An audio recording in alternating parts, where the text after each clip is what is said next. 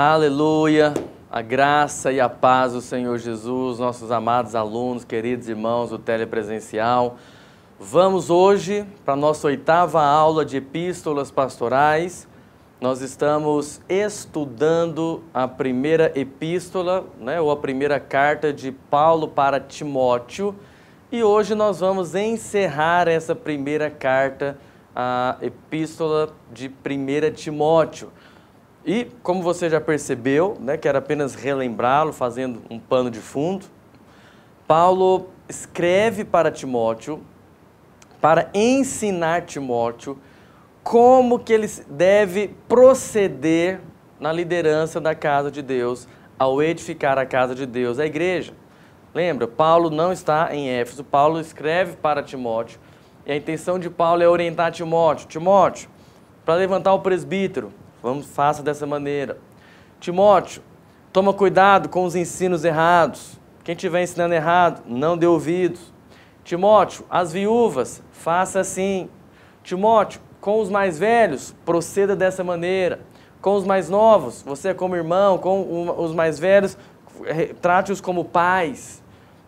O presbítero pecou, Timóteo. O que você vai fazer? Paulo, então, dá a orientação. Ou seja, quase tudo aqui que você percebe da epístola de 1 Timóteo são orientações práticas do dia a dia, da vida da igreja, como se fosse desse supervisor da igreja, ou pastor mais antigo, pastor mais maduro, orientando o pastor mais velho como ele deve proceder. É isso que Paulo está fazendo nessa carta de 1 Timóteo. E, você sabe, não é diferente. Aqui no capítulo 6, Paulo continua com a mesma conversa. Paulo está orientando Timóteo, como ele deve se proceder. E aqui agora Paulo vai tratar de um assunto que para muitos é muito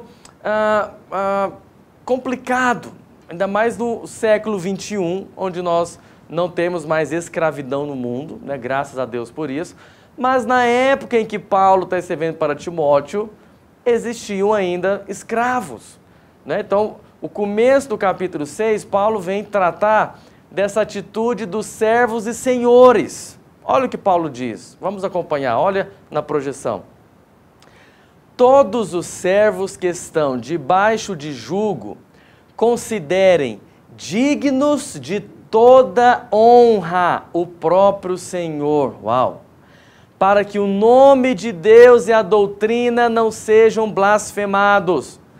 Também os que têm Senhor fiel, não o tratem com desrespeito, porque é irmão. Pelo contrário, trabalhem ainda mais, pois ele que partilha do seu bom serviço é crente e amado, ensina e recomenda estas coisas. Olha aqui para mim. Complicado isso, é uma coisa muito sutil. Paulo então está ensinando para Timóteo como que Timóteo vai ensinar. Talvez Timóteo falou, Paulo, e quanto aos escravos e aos senhores, como eu devo proceder? Então Paulo vem para ensinar, Timóteo. O que você vai ensinar? Para os senhores e para os servos. Você percebe que talvez assim, aparentemente ouvindo, parece difícil para os servos. Porque Paulo diz o quê? Todos aqueles servos cristãos, mas que ainda são escravos, e olha que eram muitos, que eles estão debaixo de jugo de algum senhor, considerem o seu senhor digno de toda honra. Uau!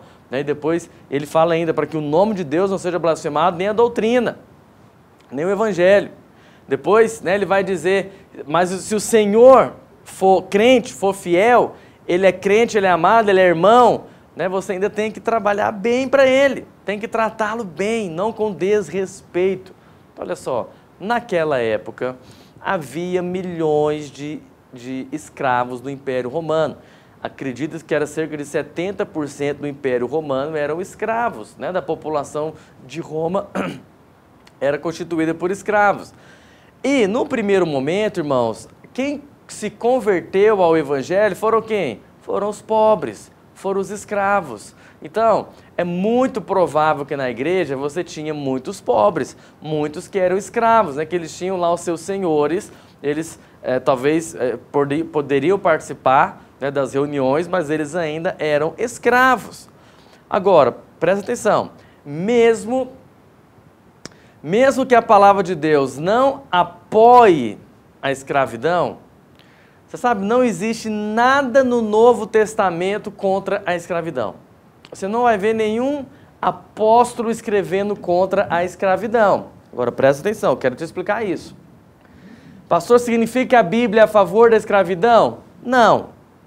Agora, por que no momento aqui da igreja primitiva isso é assim? Porque se a igreja estimulasse a rebelião dos escravos, irmãos, imagina o derramamento de sangue que não aconteceria. Segundo, a igreja, o verdadeiro cristianismo, nunca propôs a revolta armada, né? A rebelião armada. Pelo contrário, é pelo amor, é pelo servir. A pessoa muda porque converte, e não uma coisa de rebelião armada. Agora imagina os donos de escravos, diante da situação da igreja estar promovendo a rebelião.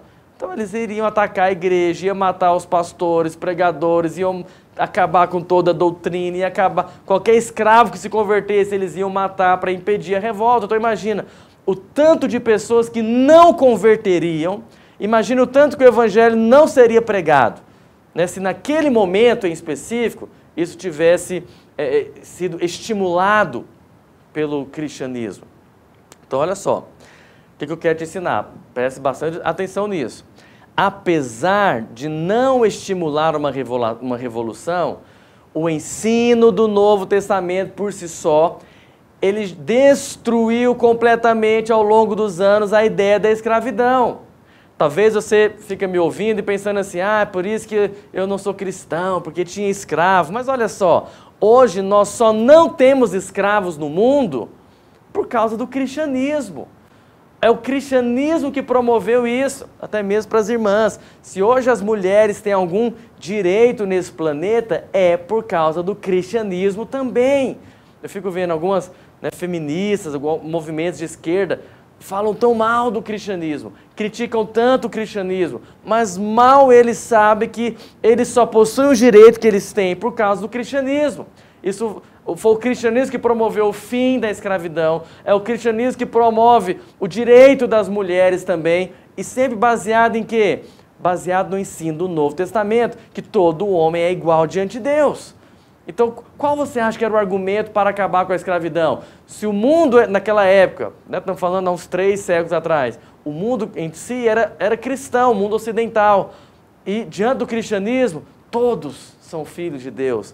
Não é quem converteu, todos são filhos de Deus, todos são iguais diante de Deus. Somos irmãos, membros de um só corpo, de um mesmo corpo que é o corpo de Cristo, né? Por causa da visão dessa liberdade que temos em Cristo.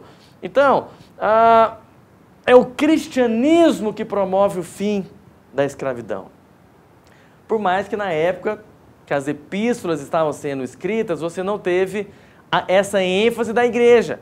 Mas em todo o Novo Testamento é isso que está por trás, né? Outro motivo. Por que também não podemos ter escravos? Porque só existe um Senhor, que é o Senhor Jesus, né? Então, isso foi ensinado ao longo das igrejas, isso foi ensinado ao longo dos séculos, né? Principalmente aí há 3, 4 ou 2 séculos atrás, essa ênfase veio fortemente e a escravidão acabou praticamente no mundo inteiro, baseado no Novo Testamento. Então não fique achando que a Bíblia é a favor da escravidão. Não é, ok? Pastor, mas então o que esse texto vale para nós hoje? Esse texto para nós hoje fala então da relação, pelo menos, de patrões e empregados. Entende? O que Paulo diz então? Vamos pensar quanto ao patrão e ao empregado. Se você é um empregado, não fica vendo o seu chefe lá como faraó, não faça isso. O que Paulo diz? Que você deve honrar o seu patrão, você deve respeitar o seu patrão. Por quê? Para que o nome de Deus seja glorificado, né? Para que o seu patrão, que talvez é ímpio, ao ver o seu testemunho, o seu caráter, o seu comprometimento lá com a empresa, a sua seriedade, né? De que você não fica fingindo que está trabalhando, mas você tem temor a Deus, isso de alguma maneira vai levá-lo ou estimulá-lo a querer conhecer a Deus. Então Paulo diz, né, para que o nome de Deus e nem a doutrina, o evangelho seja blasfemado. Por que isso é importante? Porque se você é um funcionário, um mau funcionário, preguiçoso, que só está envolvido em confusão, Ora, irmãos, aí seu patrão sabe que você é crente, o que ele vai pensar? Esses crentes não valem nada. Esses crentes são muito ruins, são preguiçosos, etc. E aí, depois Paulo diz o que então? Que se você trabalha para um patrão e esse patrão ele é crente, aí você deveria trabalhar com mais zelo ainda, com mais cuidado ainda. Por quê? Não apenas porque ele é crente, mas porque ele também é irmão. Ele também é membro do corpo de Cristo. Irmãos, como os nossos olhos deveriam ser abertos para vermos isso. Cada membro, seja patrão, seja servo, cada cristão, seja patrão ou seja servo, é membro do corpo de Cristo. Sabe, às vezes você é um empregado e fica falando mal do seu chefe, fica planejando que a empresa vai fechar, que alguma coisa vai dar errado, que o seu chefe vai ter prejuízo. Sabe, está errado, ele é irmão, ele é membro do corpo de Cristo, mas o inverso também vale. Talvez você é o patrão, né, e também fica tratando mal o funcionário, não paga os direitos que ele merece, não paga o salário que talvez, né, todo mundo vê que ele merece, também está errado. Por quê? Porque ele é irmão, né? Deveria haver essa cumplicidade, né? Essa honestidade, essa sinceridade nos relacionamentos aí de patrão e empregado, principalmente se os dois forem cristãos. Nós estamos falando de relacionamento de dois irmãos, membros do corpo de Cristo. Amém? A partir do versículo 3, Paulo vai tratar mais uma vez com os falsos mestres. Lembra? Um dos problemas da igreja primitiva sempre foi os falsos ensinos. Desde o primeiro capítulo de 1 Timóteo, Paulo está advertindo Timóteo quanto a isso.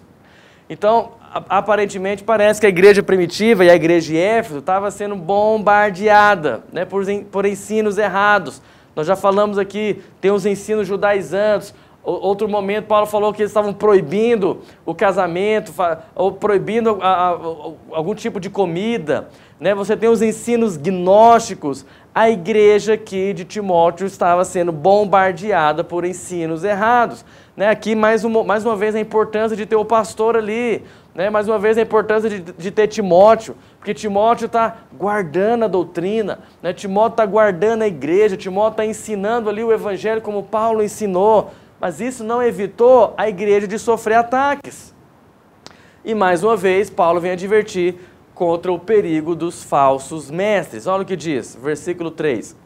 Se alguém ensina outra doutrina, outro evangelho, e não concorda com as sãs palavras de nosso Senhor Jesus Cristo, e com o ensino segundo a piedade, essa pessoa é enfatuado, nada entende, mas tem mania por questões e contendas de palavras, de que nascem inveja, provocação, difamações, suspeitas malignas, altercações sem fim, por homens cuja mente é pervertida e privados da verdade, supondo que a piedade é fonte de lucro. Então, olha só. Pela segunda vez, agora já na epístola, Paulo vai advertir Timóteo quanto ao perigo dos falsos mestres. E aqui mais uma vez, o que Paulo diz? Falsos mestres ensinam doutrinas diferentes. Mais uma vez, eu bato nessa tecla com você. Qual é o ensino diferente aqui? Ou melhor, qual é a base do ensino? Só pode ser o ensino de Paulo, ou o ensino apostólico do Novo Testamento. Mas se nós estivermos pensando em Paulo, que é Paulo que está escrevendo a carta, qual é o ensino de Paulo, irmãos? Paulo ensina a justificação pela fé. Paulo ensina a graça e não merecimento. Paulo fala do favor de Deus imerecido. A justificação pela graça, é a graça mediante a fé.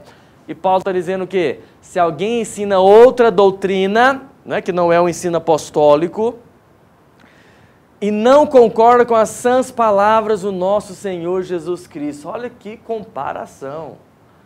Paulo está dizendo então que o ensino apostólico ele está intimamente ligado com as sãs palavras de nosso Senhor Jesus Cristo. Pastor, mas se Paulo estiver equivocado quanto a isso, irmão, se você estiver pensando que Paulo está equivocado, então a Bíblia está errada. Então, o que nós estamos fazendo aqui? Isso daqui foi assinado embaixo pelo Espírito Santo. o Espírito Santo está assinando embaixo, dizendo que as sãs palavras de nosso Senhor Jesus Cristo estão intimamente ligadas com a doutrina que os apóstolos ensinaram. Mais uma vez, olha o versículo 3. Se alguém ensina outra doutrina, essa outra doutrina é diferente do que os apóstolos ensinaram. E essa pessoa que está ensinando outra doutrina não concorda com as sãs palavras de nosso Senhor Jesus Cristo. E aí o que ele faz? E com o ensino segundo a piedade, né? Já falamos, a prática da piedade fala também de toda a revelação, né, que os apóstolos ensinaram. O que Paulo está dizendo? Essa pessoa é enfatuado. Sabe o que é enfatuado? Arrogante, cheia de si, cheia de justiça própria, acha que sabe mais. Sabe, é muito comum ver isso até hoje em dia. Não, nós sabemos mais. Sabe, nós temos procurado, assim como Paulo, ensinar o Evangelho. Porque nós temos crido cada vez mais que o Evangelho é o poder de Deus para a salvação de tudo aquilo que você precisa. Você precisa do Evangelho, você precisa de Deus, de Jesus. Ele é o segredo, sucesso da sua vida, é Cristo. Cristo é tudo em nós. Mas sabe, é muito comum hoje em dia você ouvir pessoas que falam: o Evangelho da graça é uma desgraça. Sabe, irmão, se esse pastor que diz que o Evangelho da graça é uma desgraça, o que esse pastor vai ensinar na sua igreja? Porque a doutrina de Paulo é o Evangelho da graça. Jesus é a graça encarnada.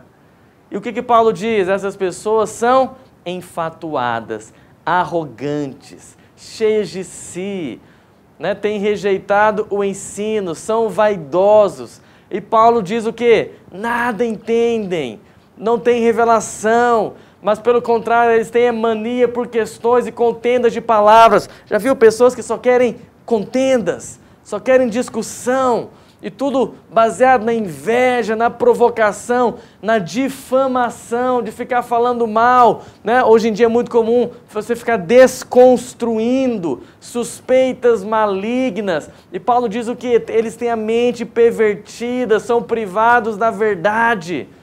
Sabe, isso é o falso mestre. Tem a mente pervertida. Sabe, uma mente pervertida é aquela que não possui as motivações corretas, né? Mas a motivação dele é totalmente errado. Os falsos mestres, eles têm apenas mania por polêmicas, por isso que eles são enfatuados, arrogantes. Eles querem apenas aparecer, né? Querem apenas, já viu, colocar uma pergunta, uma palavra apenas para polemizar, para gerar contenda, debate, onde eles vão parecer que são inteligentes, eles sabem mais, eles estudaram, e não é o Evangelho da graça que está certo, né? Não é o ensino de Paulo, mas eu estudei, nós estudamos. Paulo diz, nada sabem, são privados da verdade. A verdade é o Evangelho de Deus, a verdade é Cristo. Então, meu irmão, não entre por esse caminho de mente pervertida, né? de polêmicas vazias, de discussões que não vão levar a lugar nenhum. Nós pregamos a Cristo, nós pregamos o Evangelho. O Evangelho é o poder de Deus. Paulo diz, né, no final do versículo 5, Paulo deixa claro o motivo. Paulo explica, e é triste porque até hoje isso existe na igreja. Eles têm a mente pervertida. Mas por que eles têm a mente pervertida? Porque o desejo deles é obter lucro e não fazer a vontade de Deus. Eles não estão preocupados com o projeto de Deus. Eles estão apenas preocupados com o projeto deles. Paulo diz, né, no final do versículo 5, que talvez esse é o sinal mais evidente de um falso mestre. Eles são mercenários. Eles querem apenas promover para ganhar dinheiro. Não estão preocupados em edificar a igreja. Eles vão vender a bênção. Eles vão vender o Evangelho. Eles não possuem ministério, eles têm carreira profissional. Querem apenas fazer dinheiro. Estão preocupados apenas com isso. Mas agora, presta atenção, pastor, é errado ganhar dinheiro? Nós vimos que não. Eu falei aqui para você na aula passada, né? O presbítero que se afadiga no ensino, ele é digno de dobrados honorários. Então, é claro que Deus tem a prosperidade para os seus servos, mas a motivação não deve ser essa. Você não entra para o ministério para ganhar dinheiro. Se vier a prosperar, glória a Deus. Essa é a vontade de Deus e eu oro que você prospere mesmo. Mas você não entra para ficar rico. E é isso que Paulo vai dizer agora. Versículo 6, Paulo vai dizer: de fato, grande fonte de lucro é a piedade, com o contentamento. Porque nada temos trazido para o mundo, nem coisa alguma podemos levar dele. Tendo sustento e com que nos vestir, estejamos contentes. Ora, os que querem ficar ricos caem em tentação e cilada, e em muitas concupiscências insensatas e perniciosas, as quais afogam os homens na ruína e na perdição.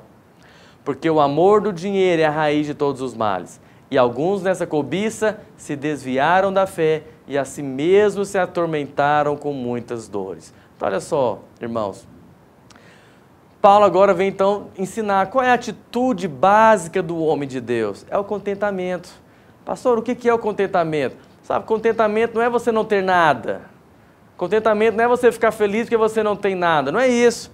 Mas o contentamento é você ficar feliz com aquilo que Deus te deu. Agora, Paulo diz o que no versículo 6? Ele confirma, de fato, grande fonte de lucro é a piedade com o contentamento. Então, Paulo deixa claro, o Evangelho traz prosperidade, porque é uma grande fonte de lucro, tem provisão. As promessas de Deus é sua prosperidade, provisão, sustento. Né? Quando você olha para todo o pacote das promessas de Deus, a prosperidade está inclusa. Mas o que Paulo diz? Com o contentamento. Alegre-se naquilo que Deus te deu. E alegre-se em Deus, porque Ele pode te dar mais. Entendeu? Ele é generoso, Ele é bom. E não você, no seu esforço, no seu jeito, querer usar o seu ministério para ter mais dinheiro. Mas Deus pode te dar mais. Então, de fato, a piedade pode trazer lucro, mas com contentamento. Né? Qual o contentamento? De saber que tudo vem de Deus. Eu me alegro em Deus. Se Deus me deu condição de ter um terno, eu vou me alegrar porque eu tenho um terno. Mas se Deus me deu condição de ter 15 ternos, então eu vou me alegrar porque Deus me deu 15 ternos. Entendeu? Se Deus me deu condição de ter uma casa, eu vou me alegrar com a casa que Deus me deu. Mas se Ele me deu condição de ter mais de uma casa, eu vou me alegrar com aquilo que Ele me deu. Alegre-se em Deus. É isso que Paulo está dizendo. Né? Paulo vai dizer para Timóteo, nada temos trazido para o mundo, nem coisa alguma podemos levar dele. Então alegre-se com aquilo que Deus te deu. E se você talvez não está muito alegre, pede para Deus. Pede para o seu pai. Né? Não fica com inveja, não fica condenando, não fica cobiçando o que é do outro. Pede para Deus. Todo aquele que pede, recebe. Né? Há um trecho bonito, quando Deus está tratando com o pecado de Davi, quando Davi dormiu com Batseba, Deus fala para Davi, Davi, eu te dei tanta coisa, se você queria mais uma esposa, por que não me pediu? Sabe, meu irmão, você que talvez está no ministério e não tem prosperado, talvez você use esse texto aqui para se justificar. E você fala, é porque eu sou feliz aqui na pobreza, na miséria. Meu irmão, nós não cremos que Deus tem pobreza e miséria para você. Deus tem prosperidade. Então, a piedade, o ministério pode trazer prosperidade para você. Mas lembra, sempre com contentamento. E onde que você encontra o contentamento? Em Deus. Entende? Em Deus. Não é o ter muito que vai te trazer contentamento. E muito menos é o ter nada que vai te trazer contentamento. O seu contentamento está sempre em Deus. Ele é a sua fonte, Ele é a sua alegria, Ele é a sua herança. E aí você pode pedir para Deus, pede em paz, pede aquilo que você quer, pede a casa, pede o carro, pede o ministério, pede o prédio da igreja, pede o som, pede o microfone que você quer. Pede para Deus, porque Ele é um Pai bom que te ama e quer te abençoar. Amém? Mas aí Paulo diz, né, versículo 8, tendo sustento e com que nos vestir, estejamos contentes. É isso que eu estou falando, glória a Deus. Se você tem sustento e tem com que se vestir, estejamos contentes. Amém, porque a minha alegria não depende de ter ou não. A minha alegria está em Deus. Mas se eu posso ter, eu vou pedir. Eu vou pedir para Deus. E se Deus, se Ele entender que vai querer me abençoar, Ele vai me dar. Mas se Ele me der ou se Ele não me der, eu estou feliz em Deus, porque Ele é a minha alegria. Mas isso não me impede de pedir para Deus. Espero que você esteja me entendendo. Meu contentamento não é viver na pobreza. Acredite em mim, meu irmão. Não há nenhuma virtude na pobreza. A vontade de Deus não é que você seja pobre. A vontade de Deus é que você seja próspero, que você prospere. Lembra que prosperidade é diferente de riqueza. Não estou falando que você tem que ser rico. Estou falando que você tem que prosperar, sempre prosperar. Tá avançando cada vez mais. Amém? Então, o segredo aqui é o contentamento. Coloca diante de Deus, né, tudo aquilo que você quer. E não, principalmente, não foque a sua vida, né? É isso que Paulo quer ensinar. Não foque a sua vida no ganhar dinheiro. Não invista a sua vida apenas em correr atrás do dinheiro. Paulo faz essa afirmação, e essa afirmação é importante. Paulo diz o que no versículo 10? O amor ao dinheiro é a raiz de todos os males. Então, aqui não é nem Paulo, Deus está dizendo. O amor ao dinheiro é a raiz de todos os males. Meu irmão, você pode olhar atrás de toda guerra, toda contenda, divórcio, divisão de igreja, depressão, todo problema que tem, pode olhar lá no final, lá no fundo, o que tem? Amor ao dinheiro. O amor ao dinheiro é que está envolvido. Então agora, isso aqui é uma grande advertência. Isso daqui é complicado. Por quê? O dinheiro mexe conosco. Paulo vai deixar isso bem claro. Paulo diz no versículo 9, e essa advertência fica para você. Paulo diz, ora, os que querem ficar ricos, então abre um parênteses. Volto a dizer, tem algum problema em prosperar? Não. Tem algum problema em querer ter mais dinheiro? Também não. Qual que é o problema? É você querer ficar rico com a motivação errada. Entende? O querer ficar rico está ligado com o amor ao dinheiro, com a avareza. Então Paulo faz a advertência. Os que querem ficar ricos caem em tentação. E essa tentação leva para uma cilada, que leva para muitas concupiscências insensatas e perniciosas, que são ruins. E vão te levar para onde? As quais afogam os homens na ruína e na perdição. Então presta atenção, Paulo não está condenando prosperidade. Paulo não está condenando você querer ter uma vida melhor. Paulo está condenando a ganância, o amor ao dinheiro, o querer ficar rico a qualquer custo. Isso Paulo está condenando, mas não a prosperidade. Não você ter um ministério bem sucedido, não você ir avançando, né, com contentamento. Aí no versículo 10 ele deixa bem claro, porque o amor ao dinheiro, e não o dinheiro é a raiz de todos os males, mas o amor ao dinheiro. Quando a gente fala amor ao dinheiro, está ligado o quê? Ganância, avareza, a qualquer custo eu quero dinheiro, eu desprezo minha família, desprezo meu irmão, desprezo a igreja, até mesmo maltrato as pessoas, não tenho caráter, sou enganador para ganhar mais dinheiro. O amor ao dinheiro é a raiz de todos os males. Aí sim, alguns, Paulo vai dizer, nessa cobiça, avareza, nessa coisa desenfreada, se desviaram da fé e a si mesmos se atormentaram com muitas dores. Por quê? Normalmente, quem não tem muita coisa e está resolvido em Deus, ele não se envolve em muitos negócios, não está envolvido nos negócios dessa vida. Aí, automaticamente, não vai ter muitas dores de cabeça que os negócios trazem. Mas quanto mais envolvido você está, é um negócio ali, é um negócio aqui, faço isso, faço aquilo. Não que seja errado, me entenda. Mas, automaticamente também, isso trará mais dor de cabeça. Isso trará mais preocupações. Até porque você pode estar com medo de perder o investimento. Mas, volto a dizer, é errado prosperar? Não. É errado fazer investimentos? Não. É errado ter algumas negociações aí para poder até mesmo melhorar a minha renda? Não, não é errado. Prosperidade é de Deus. O que Paulo está condenando é a ganância. Quem entra pelo caminho da ganância está caindo em tentação e vai acabar se atormentando com muitas dores. Amém? Então, qual é a atitude do homem de Deus? É o contentamento, é o se alegrar em Deus, é saber que Deus está no controle da sua vida, é saber que é Ele que paga o seu salário, é saber que Ele é um Pai de amor que te ama e quer te abençoar. E você pede para Ele. Paulo vai dizer isso, olha no versículo 11 agora. Paulo diz, tu, porém, ó homem de Deus, foge destas coisas. Foge da ganância, foge de querer servir a Deus só por causa do dinheiro. Acho bonito que Paulo diz para Timóteo, Timóteo, você é homem de Deus. Não use do ministério para enriquecer, mas peça para, é como se Paulo estivesse falando, peça para Deus. Ele é o dono do ouro e da prata, Ele pode te dar mais do que você imagina. Ele é bom, o seu Pai te ama, Ele quer te abençoar. Pede para Deus, entendeu? Pede para Deus. Não entre por esse caminho de avareza e de ganância, mas foge destas coisas.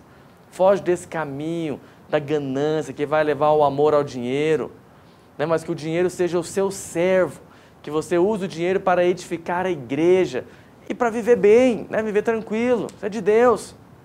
Então Paulo diz, ó homem de Deus, foge dessas coisas. Depois, antes, versículo 11, segue a justiça, a piedade, a fé, o amor, a constância, a mansidão. Combate o bom combate da fé. Toma posse da vida eterna, para a qual também foste chamado, e de que fizeste a boa confissão perante muitas testemunhas. Exorto-te perante Deus, que preserva a vida de todas as coisas, e perante Cristo Jesus, que diante de Pôncio Pilatos fez a boa confissão, que guardes o mandato imaculado, irrepreensível, até a manifestação de nosso Senhor Jesus Cristo, a qual em suas épocas determinadas há de ser revelada pelo bendito e único soberano, o Rei dos reis e Senhor dos senhores, o único que possui imortalidade, que habita em luz inacessível, a quem homem algum jamais viu, nem é capaz de ver. A Ele honra e poder eterno. Amém. Então nós estamos aqui quase no fim já, né, da primeira epístola de Timóteo, e Paulo vem aqui fazendo várias recomendações, né, a Timóteo. Você sabe, mesmo aqui você percebe que tem uma ideia de uma conotação de soldado, né, porque Paulo diz, combate o bom combate, mas sabe, tem algumas coisas também que no combate, que você faz é fugir. Você sabe, o diabo nós resistimos. O diabo nós nos posicionamos usando a palavra, mas diante do pecado, diante da carne, nós não resistimos, nós fugimos. É a segunda vez que Paulo fala para Timóteo, foge. Antes ele disse o quê? Foge das paixões da mocidade. Sabe o que é isso? É você reconhecer que não tem justiça própria. É você reconhecer que não consegue. Sabe, aquele presbítero, aquela pessoa que se posiciona lá diante, né, de uma situação ali tentadora, seja nas paixões da mocidade, né, uma coisa sensual, ou com dinheiro, que também Paulo está dizendo aqui, foge dessas coisas. Se você se posiciona ali, eu consigo, né, eu sou forte, você vai acabar caindo. E vai acabar caindo para o seu bem, para você descobrir que não pode confiar em você. Não dá para confiar no seu braço.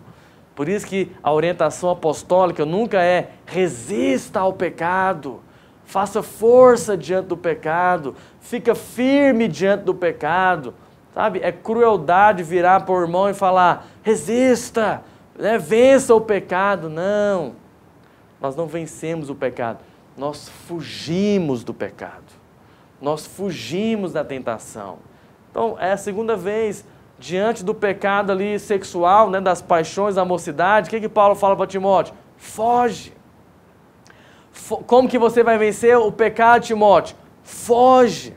Foge da tentação. Nem se permita entrar na situação ali que tem a tentação, mas foge, para não correr o risco de cair, porque não dá para confiar no seu braço. Então, a mesma coisa, Paulo está dizendo aqui, ó homem de Deus. Por que homem de Deus? É aquele homem que amadureceu, que entendeu que diante do pecado nós não resistimos, nós fugimos, porque não confiamos na minha carne, não confio na nossa carne, não confio no meu esforço, não confio na minha capacidade de vencer o pecado, mas eu confio na capacidade que Ele tem, que Ele venceu o pecado e Ele me capacita a fugir das tentações.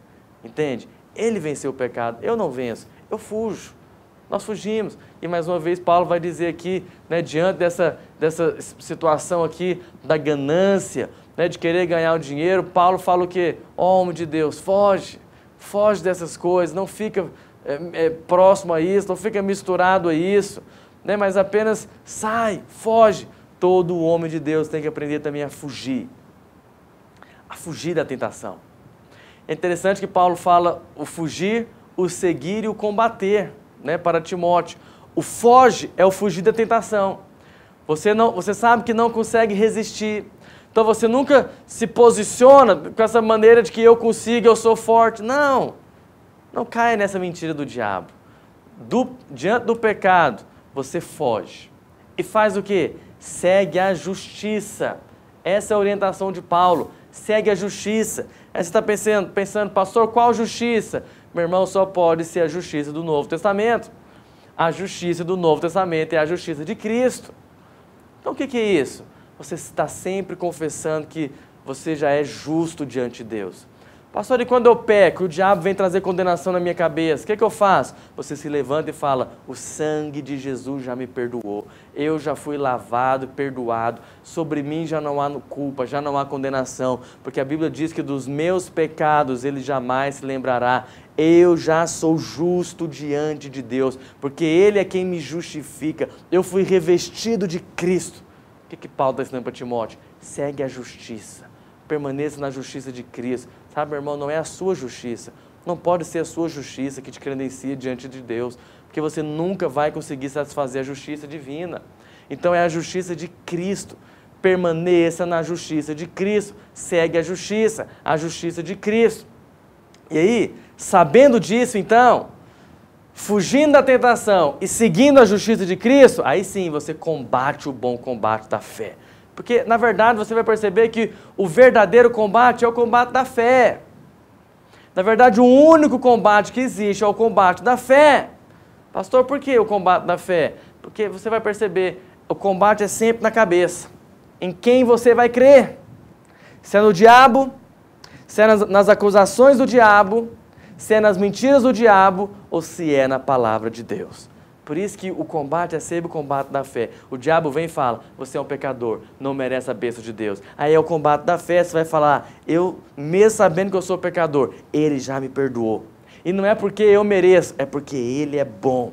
Porque não é por merecimento, é pela graça. É o evangelho da graça, é porque eu creio na bondade dEle. Aí o diabo vem e fala, mas você aprontou de novo. E muitas vezes o diabo vai ter razão, sabe? Isso é o que é pior.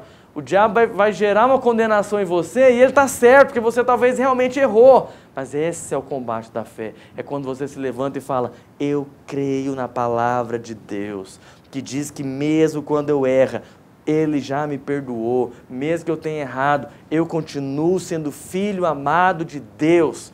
E nada vai me separar do amor do Pai. Ele me ama. Você percebe? Esse é o combate da fé. O tempo todo o diabo quer tirar você dessa posição. O tempo todo o diabo quer questionar Deus na sua cabeça. O tempo todo o diabo quer tentar provar que Deus é o problema para você. Mas não é, meu irmão. Deus já te ama. Dos seus pecados Ele já não se lembra mais. Ele já te perdoou. Lá na cruz do Calvário Ele já pagou o preço por você. Derramou o sangue, te salvou, te perdoou, e agora a Bíblia diz que nada vai te separar do amor dele que está em Cristo Jesus.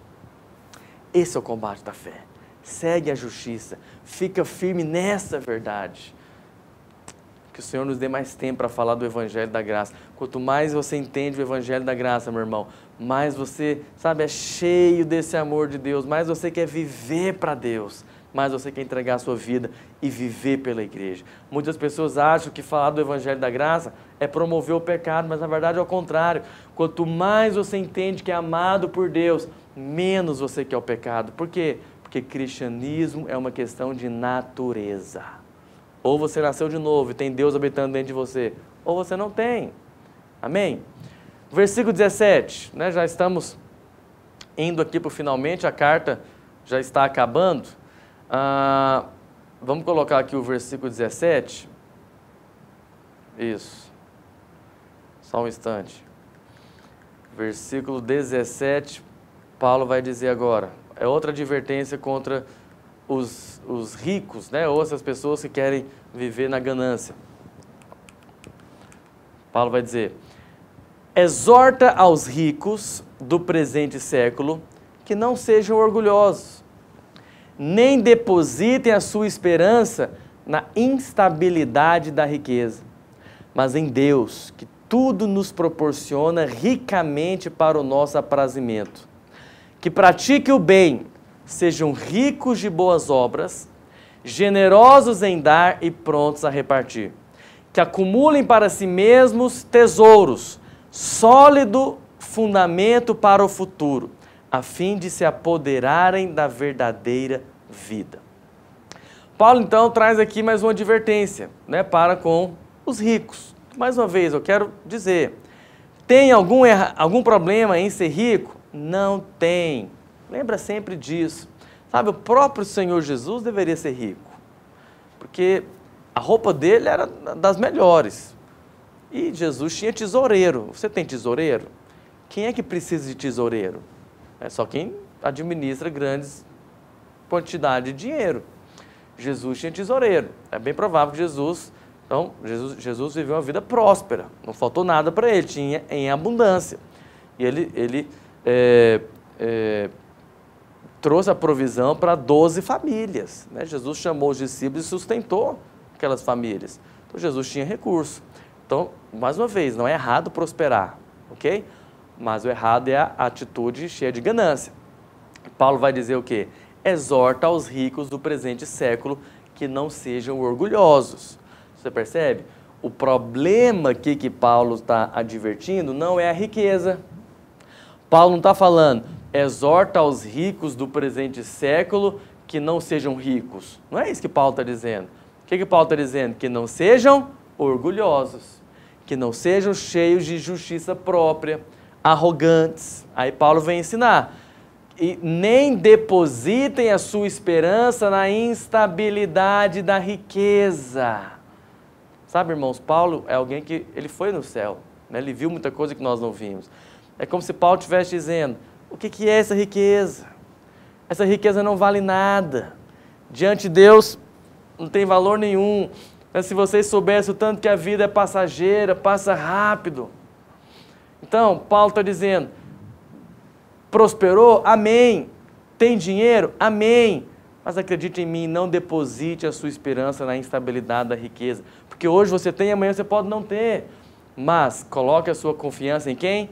Em Deus. Sabe, essa deve ser nossa atitude. A nossa esperança está em Deus. A nossa esperança está não na riqueza, mas a nossa esperança está no nosso Pai. Eu tenho um Pai que me ama. Eu tenho um Pai que é uma fonte inesgotável de recursos. E Ele cuida de mim, e Ele me ama, e Ele tem prazer em me fazer feliz, e Ele é o meu parceiro de aliança, e nós temos uma aliança com Ele. O seu parceiro de aliança é uma fonte inesgotável de recursos. Então coloque a sua confiança nele, coloque a sua confiança em Deus, é Ele quem está cuidando de você. Aí Paulo vai dizer, continuando a exortação para os ricos, que pratique o bem, que sejam ricos principalmente de boas obras. Como? Generosos em dar, prontos a repartir. Sabe, mas em nenhum momento está falando que tem que dar tudo. Mas sabe, isso aqui tem até um princípio. Quem é que pode dar com generosidade? Rico. Quem é que pode repartir? Rico. Próspero. O pobre não tem. O pobre não pode dar. Ele não tem. O pobre não pode repartir. Ele não tem condições. Então é mais um motivo para você querer prosperar. Mas prospere com a motivação correta, né? Generoso em dar, prontos a repartir, que acumulem para si mesmos tesouros, sólido fundamento para o futuro, a fim de se apoderarem da verdadeira vida. Né? Paulo está mostrando que a verdadeira vida não é o dinheiro, mas pelo contrário, como ele disse lá atrás, o amor ao dinheiro é a raiz de todos os males. Então, o que Paulo está querendo dizer é isso, o rico não pode ser natural. O rico que é crente, ele não pode ser natural, achando que a vida é só esse momento aqui, né? Enquanto ele está vivo aqui. Mas não, existe o reino, existe o céu, existem as coisas celestiais, existem as coisas mais importantes, existem as coisas do reino de Deus, da igreja, o corpo de Cristo. Então, se Deus está te dando prosperidade, amém, usufrua, mas saiba também que Deus sempre abençoa com um propósito. Lembra? O povo de Deus, quando saiu do Egito, A Bíblia diz que os egípcios deram grande quantidade de ouro, prata e bens para o povo de Israel. Mas o que? Para que eles iam ter toda aquela quantidade de ouro, prata e bens se eles iam para o deserto? No deserto não tem shopping para comprar nada. No deserto não tem concessionária para comprar carro. No deserto não tinha nem prédio para fazer lá um apartamento, nada. Entende? Para que Deus deu dinheiro para eles? Deu tanto dinheiro? Porque lá na frente, Moisés pediu a oferta para edificar o tabernáculo. Então esse texto para mim esclarece. Quem que Deus quer prosperar? Ou por que Deus quer prosperar alguém? Para edificar a sua igreja. É isso que Paulo vai dizer. Generosos em dar, prontos a repartir, na edificação da igreja. O povo de Israel prosperou para edificar o tabernáculo. Sabe, hoje também não é diferente.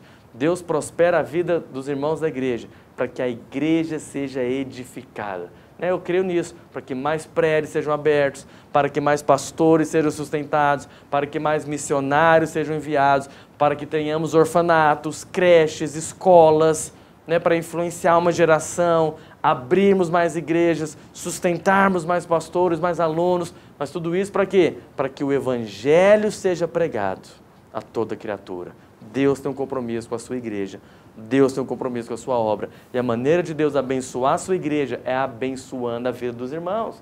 Por isso eu creio na sua prosperidade, quero profetizar na sua vida, que você vai sim prosperar em nome de Jesus. Para encerrar então agora, esse primeiro livro, capítulo 6, Paulo vai fazer então as saudações finais para Timóteo. Paulo vai dizer: e tu, ó Timóteo, guarda o que te foi confiado, o evangelho, a doutrina correta. De que maneira, Timóteo, que você vai guardar? Evitando os falatórios inúteis e profanos e as contradições do saber. Porque as contradições do saber são pessoas que dizem saber, dizem ter um conhecimento, mas mais uma vez Paulo está falando o que para Timóteo? Timóteo, fica firme no evangelho que eu te ensinei, guarda aquilo que te foi confiado, o evangelho, prega o evangelho, cuidado com os falatórios inúteis e profanos e as contradições do saber, como falsamente lhe chamam, pois alguns, professando, desviaram-se da fé. Paulo no final mais uma vez faz uma advertência, meus irmãos. Timóteo, fica firme naquilo que te foi confiado. Timóteo, o que eu te confiei? O evangelho da graça, o evangelho. O que Paulo pregava? O evangelho. Toma cuidado com as misturas, com as contradições do saber, porque muitos se desviaram da fé simples. O evangelho, na verdade, é simples, irmão. Não podemos complicar, o evangelho, na verdade, ele é simples. Timóteo, fica firme. E no final ele diz: a graça seja convosco. Mas eu quero terminar lendo o final aqui do versículo 15. Paulo vai, versículo 14, olha que bonito, vamos encerrar lendo isso mais uma vez. Paulo vai dizer: guardes o mandato imaculado, irrepreensível, até a manifestação de nosso Senhor Jesus Cristo, a qual, falando de Jesus, em suas épocas determinadas, há de ser revelada pelo bendito e único soberano, o Rei dos reis e Senhor dos senhores, o único que possui imortalidade, falando do nosso Deus, que habita em luz inacessível, a quem homem algum jamais viu, nem é capaz de ver. A Ele, ao nosso Deus, ao nosso Senhor Jesus, a Ele a honra e o poder eterno. Amém. Irmãos, que lindo. É como Paulo conhece a Deus. Que essa também possa ser a nossa oração. Nós vamos manter o ensino correto, o evangelho, o mandato imaculado, irrepreensível, até a manifestação de nosso Senhor Jesus. Porque o nosso Senhor Jesus, Ele será revelado como o único soberano, Rei dos reis e Senhor dos senhores. Ele é o único que possui imortalidade, que habita em luz inacessível, que homem algum jamais viu e nem é capaz de ver. A Ele seja toda a honra, toda a glória e o poder eterno. Amém, meus irmãos? Que Deus te abençoe. Esse foi o primeiro livro. Nas próximas aulas nós vamos ver 2 Timóteo, também o livro de Tito e o livro de Filemão. Amém? Que Deus abençoe você. Tenha uma semana abençoada, cheio do poder de Deus, na graça de Deus. Amém?